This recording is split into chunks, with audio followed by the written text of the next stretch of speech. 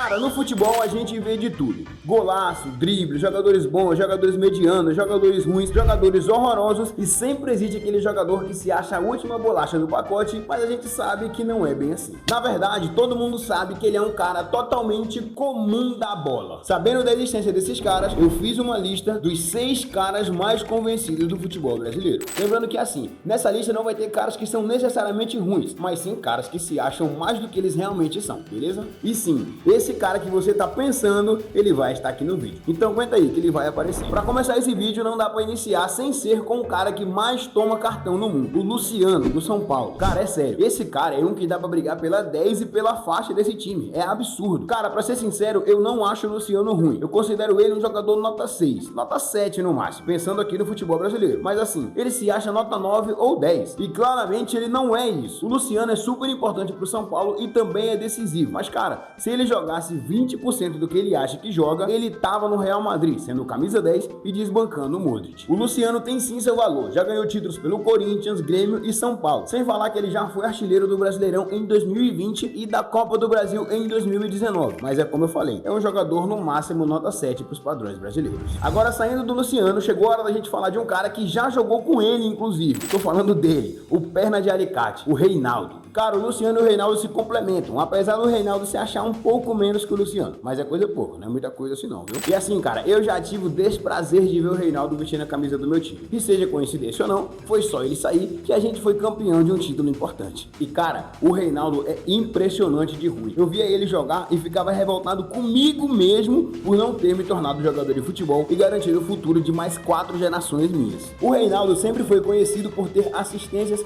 e por participar de gols. Mas cara, o Reinaldo era assim, ele ajeitava a bola, ajeitava o corpo, pensava, analisava tudo e metia uma bicuda pra dentro da área, cara. E com isso dava sorte da bola lá por dentro da área, bater em alguém e contava assistência pra ele. Só que assim, o cara era penoso de ruim e ainda se achava o craque. E ai de quem fosse discordar dele, hein? Bom, mas como eu já...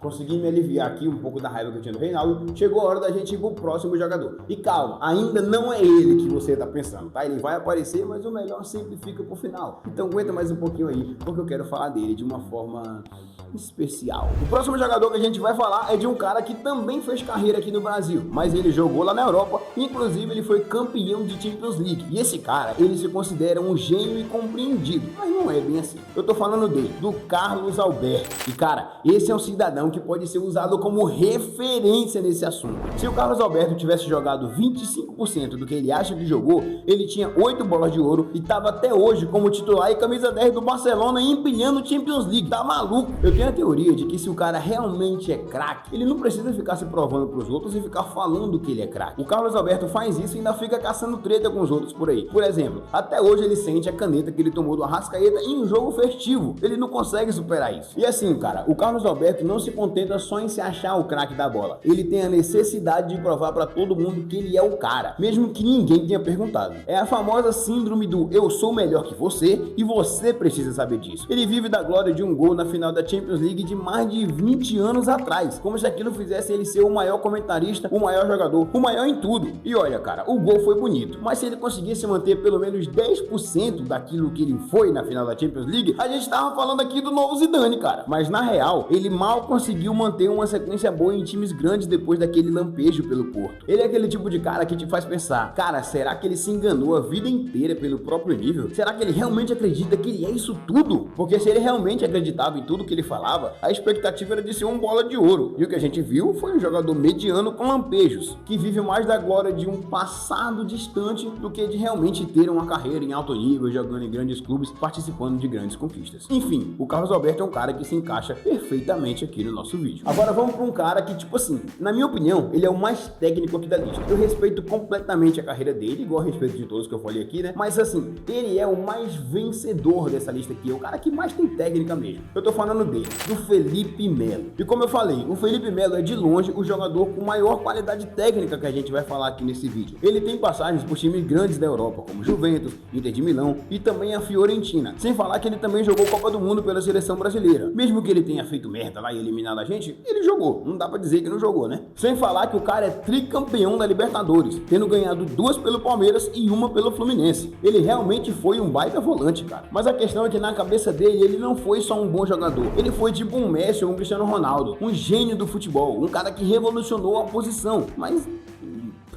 cara, passou longe de ser. Recentemente ele deu uma entrevista e falou que jogou mais que o Casemiro, que o Dunga, que o Kimmich, que o Gattuso e simplesmente jogou no mesmo nível que o Pirlo. Meu irmão, ele falou que ele jogou no mesmo nível que o Pirlo. Que o Pirlo, cara. Que doideira, mano. É muito absurdo isso aqui, cara. A realidade é que, por mais que tenha sido um pilar importante em alguns times e tido uma carreira sólida, o Felipe Melo nunca chegou no patamar de um craque inquestionável a nível mundial. Ele foi um jogador de elite em alguns momentos, mas não foi inquestionável, cara. É isso que eu tô querendo dizer aqui. Ele não era aquele nome que a gente via figurando entre os melhores do mundo ou que era unanimidade na seleção brasileira. A gente via ele jogando e pensava, pô, o cara é raçudo, hein? Bom volantão, xerifão, mordedor, mas nada mais que isso. E é aí que mora a diferença, né? Ele foi um jogador muito bom no seu estilo, mas a autopercepção dele estava no nível de craque histórico, o que, convenhamos, tá bem distante da realidade. Ele foi um bom volante, um líder nato, um cara que tinha muita raça, mas craque mundial, ou jogar no mesmo nível que o Pirlo,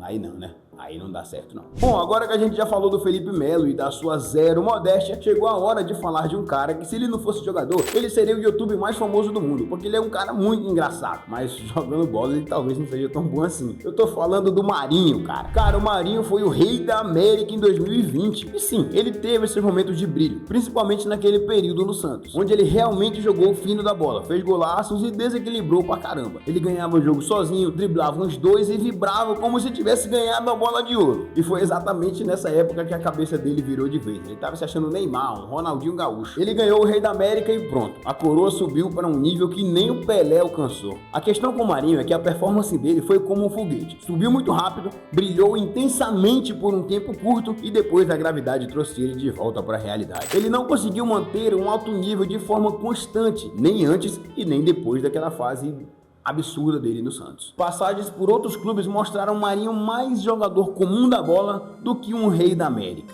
E por mais que ele tenha sido importante em alguns momentos e tendo feito alguns gols absurdos, a autopercepção dele continua sendo de um craque de nível internacional, que teria vaga em grandes times da Europa por aí. Ele se acha jogador que desequilibra sempre, que decide todos os jogos, quando na verdade o auge dele foi um período bem rápido de tempo. Ele teve sim sua fase iluminada e merece um reconhecimento por isso. Mas se ele jogasse 50% do que ele fala que joga ou que jogou, a gente estava falando de um dos maiores atacantes da história do mundo. E, bom, se ele tá nessa lista, não é isso que aconteceu, né? E para fechar nossa lista aqui com chave de ouro, não dá para falar de bagre que se acham craques sem falar de um cara que tá jogando a Série B, cara. Eu tô falando do Thiago Galhardo, mano. Cara, ele é o tipo de jogador que se acha um Cristiano Ronaldo, um Messi, mas que na realidade, meu amigo, ele nunca decidiu nem o que vai jantar em casa com a mulher, muito mais um jogo de futebol. Cara, o Thiago Galhardo me dá até vontade de rir gravando essa parte aqui, porque assim, ele é um cara que se acha em nível mundial, Cristiano Ronaldo, Messi, Neymar, caras que foram importantes realmente pro futebol. E assim, o Thiago Galhardo, se a mulher dele chega aqui, amor, a gente vai jantar o que hoje? Nem isso ele consegue decidir. E assim, a carreira do Thiago Galhardo é a prova que um período de 6 meses pode fazer a pessoa se sentir o Pelé. Em 2020 ele teve um auge relâmpago no Internacional, meteu uns gols e de repente virou o maior craque do Brasil. A questão é que esse auge foi tão rápido que a gente piscou o olho muito rápido assim ó.